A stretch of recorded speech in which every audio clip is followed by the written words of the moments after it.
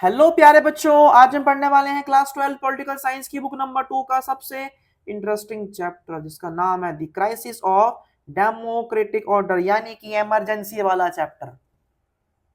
हिंदी में कहते हैं इमरजेंसी वाला चैप्टर। अब पहले तो भाई ये जान लो कि इमरजेंसी थी क्या।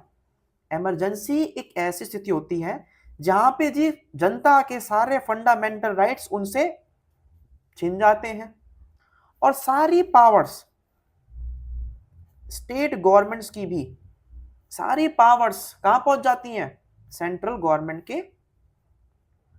हाथों में पहुंच जाती हैं सारी पावर्स। आर्टिकल नंबर 352, 356 और 360, ये तीन आर्टिकल जो है वो हमारी कंट्री में इमरजेंसी के आपके प्रावधानों में डाले हुए हैं। ठीक है जी, अब इतना नहीं पढ़ना हमको, तो इस चैप्टर में सिर्फ 352 ही पढ़ना है, ज्यादा नहीं पढ़ना हमको। ठीक है, तो शुरुआत करते हैं बैकग्राउंड से कि इमरजेंसी से पहले हमारे देश के हालात क्या थे। देखो अभी हुआ क्या था, आप सभी जानते हो, पहले पढ़ा था हम लोगों ने 1971 में गरीबी हटाओ बोल के इंदिरा गांधी ने कमबैक कर लिया। ठीक है जी, बढ़िया वाला कमबैक कर लिया। जैसे हनी सिंह ने कमबैक किया ना, वैसे कमबैक आपका इन्होंने कर लिया, आपका इंदिरा गांधी ने 1971 के अंदर। लेकिन कमबैक करने के बाद में भैया बांग्लादेश का जो सीन था वो सामने आया, यानी कि ईस्ट पाकिस्तान का सीन हमारे सामने आ गया, जिसको सॉल्व कराते कराते जन्म हो हमारे पोते का, यानी कि हमारे बांग्लादेश जन्म हो गया एक तरीके से हमारा। तो वो पढ़ना आपका। ठीक है, तो भैया क्या हुआ, इंदिरा गांधी एक भयंकर तगड़े नेता के रूप में उभरती हैं, जिनकी पॉपुलैरिटी बहुत टॉप पे होती है आपके ये। इस पीरियड के दौरान पार्टी के अंदर कंपटीशन बहुत था, जो कड़वा भी था और बहुत बेकार भी था आपका। ये पढ़ा था आपने 1969 में क्या हुआ था, आपको पता होगा। ठीक है, इस पीरियड में यानी कि बिफोर इमरजेंसी जो रिश्ते थे गवर्नमेंट की जुडिशरी से, बेटा उसमें भी काफ़ी चली थी टेंशन आपका ये। सुप्रीम कोर्ट कहता था कि भैया जो गवर्नमेंट ने जो इनिशिएटिव लिए हैं, जो काम किए हैं, वो सही नहीं है, वो क्या है, वो गलत है। Congress party took the position that this standard court was against the democracy. अब भैया सुप्रीम कोर्ट ब्लेम कर रहा है गवर्नमेंट को, गवर्नमेंट ब्लेम कर रही है सुप्रीम कोर्ट को। अब जनता बेचारी हमारी इसमें पिस रही थी आपका ये। द कांग्रेस ने एक आरोप और लगाया, Congress also एलिज्ड that the court was a conservative institution and it was becoming a obstacle. भाई कोर्ट कहती है, ओ सॉरी सेंट्रल गवर्नमेंट कहती है, इंदिरा गांधी कहती है कि कोर्ट क्या है, एक कंजर्वेटिव संस्था है, यानी कि पुराने सोच के लोग हैं भाई ये। और ये कहते हैं कि भाई जनता की जो अच्छाई करने का उठाया था बीड़ा किसने, इंदिरा गांधी ने, उसमें ये रोड़ा बन रहे हैं, ऑब्स्टेकल बन रहे हैं। अब अपोजिशन क्या बोलता है कि कांग्रेस जो है ना बहुत पर्सनल हो रही है, और कांग्रेस जो है वो सरकारी अथॉरिटी को पर्सनल अथॉरिटी में चेंज कर रही है। और आगे जब पता था 1969 में जो कांग्रेस पार्टी कांग्रेस ओ में और कांग्रेस बेटा आर में बढ़ गई थी ना, तो भी दिक्कतें बहुत बढ़ गई बेटा। किसके लिए, हमारे देश में इंदिरा गांधी के लिए दिक्कतें आपकी बहुत बढ़ गई थी आपको। ठीक है, तो that was a normal question, या पूछेंगे नहीं बट फिर भी पढ़ाना मेरा फर्ज बनता है, टॉपिक था पूछ सकते हैं। अब इकोनॉमिकली बात करें, आपातकाल से पहले, इमरजेंसी से पहले इकोनॉमिक कंटेक्स्ट क्या था इंडिया का। ठीक है, तो आप सभी जानते हो इंदिरा गांधी जी ने क्या कहा था, गरीबी हटाऊंगी जी। ठीक है जी, बट ऐसा कुछ नहीं हुआ, इकोनॉमिक कंडीशन हमारी इंप्रूव नहीं हुई। क्यों, क्योंकि हमारे जन्म हुआ था हमारे पोते का, यानी कि the Bangladesh crisis had put a very heavy strain on Indian economy. अब भैया जब 80 लाख लोग भाग के इंडिया में आ जाएंगे, तो इंडिया का बेटा जो होगा ना, यूएसए बेटा, उसकी इकोनॉमी खराब हो जाएगी।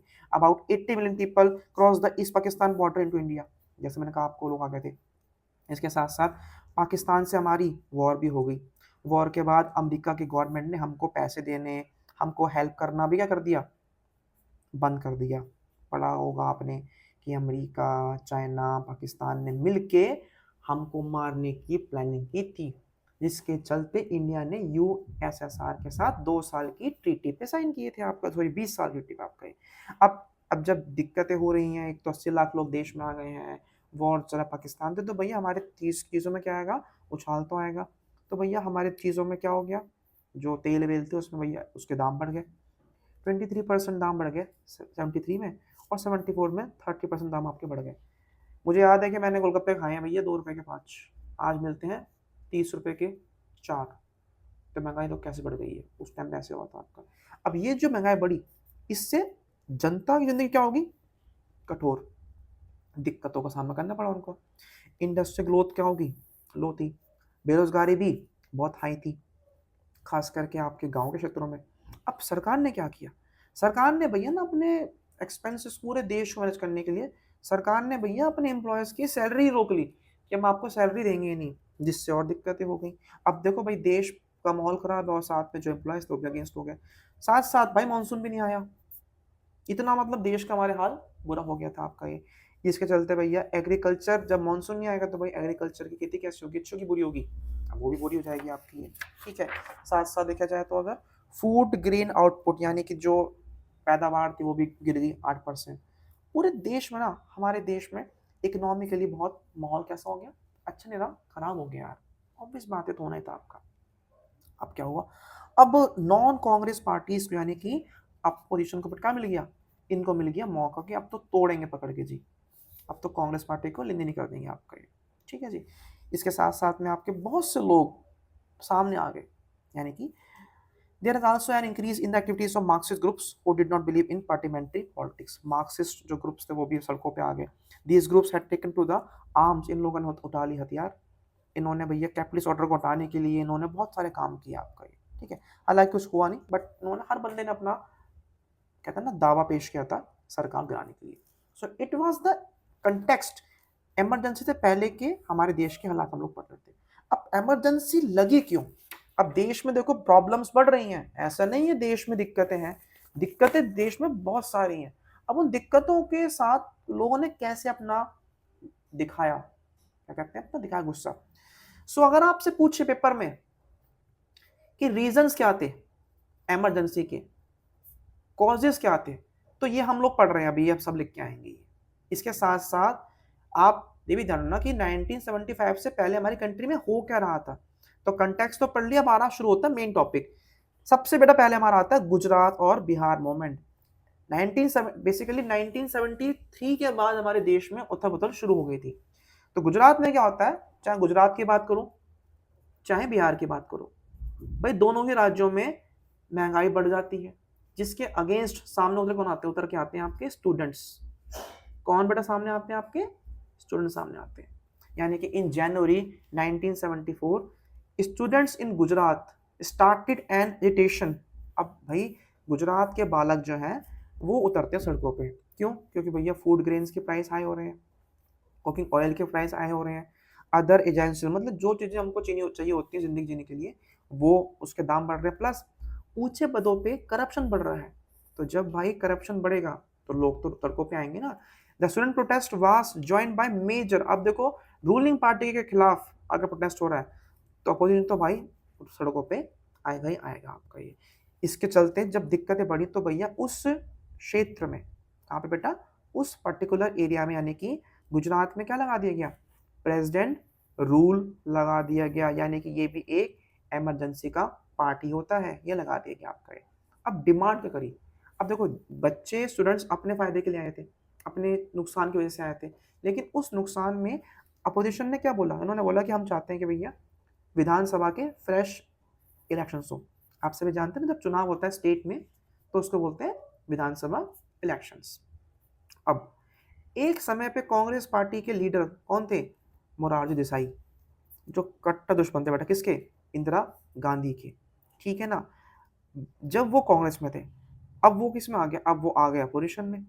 तो उन्होंने ये बोला कि अगर भैया चुनाव में गुजरात में चुनाव नहीं होंगे, अगर गुजरात में चुनाव नहीं होंगे तो मैं जाऊंगा इनडेफिनेट फास्ट पे, यानी कि अनिश्चितकाल भूख हड़ताल पे, मतलब मैं खाऊंगा नहीं पीऊंगा नहीं, पड़ा चोने में आपको।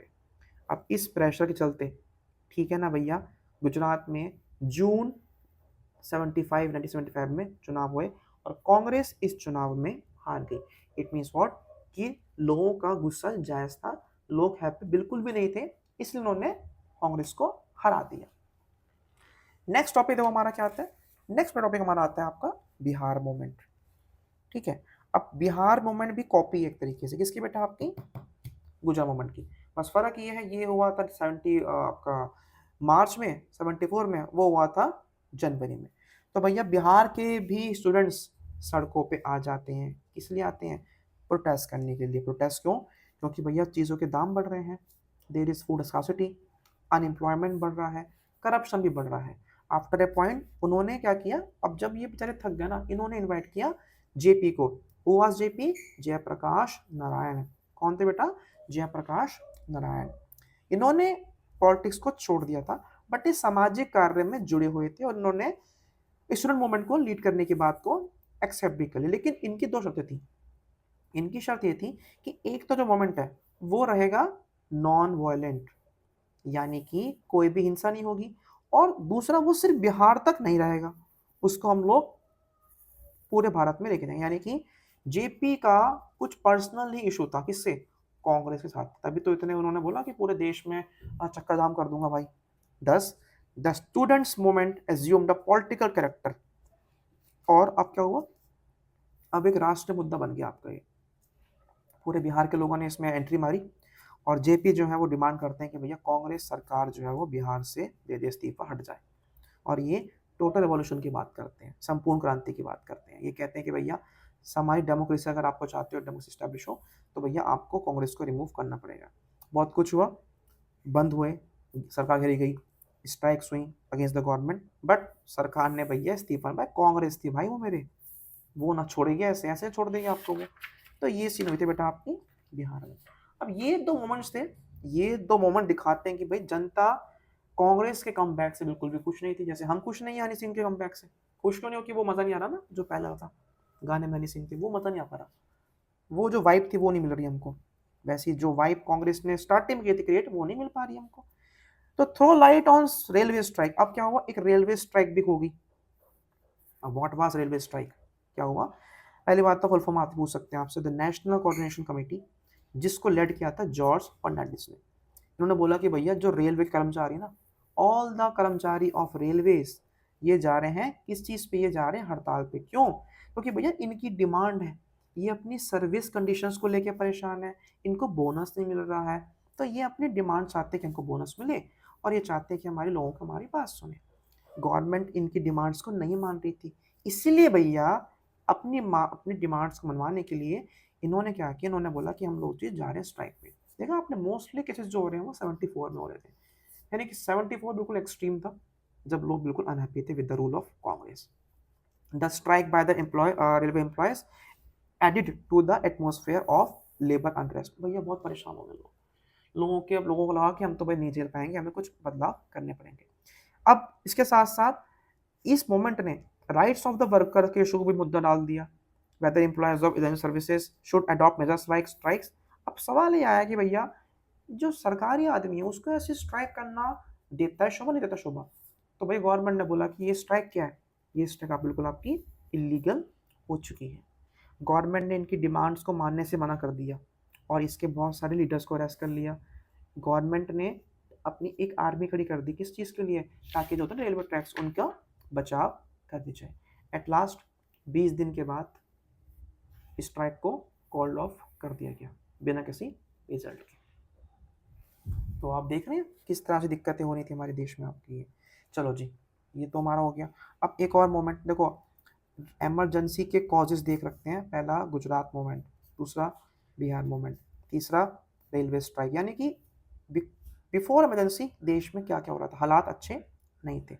अब एक और मुद्दा सामने आ गया, कि जुडिशरी और पार्लियामेंट के बीच में कुछ इश्यूज थे। ये क्वेश्चन बेटा आपके एग्जाम में 4 मार्क पूछ सकते हैं। तो इश्यूज क्या थे?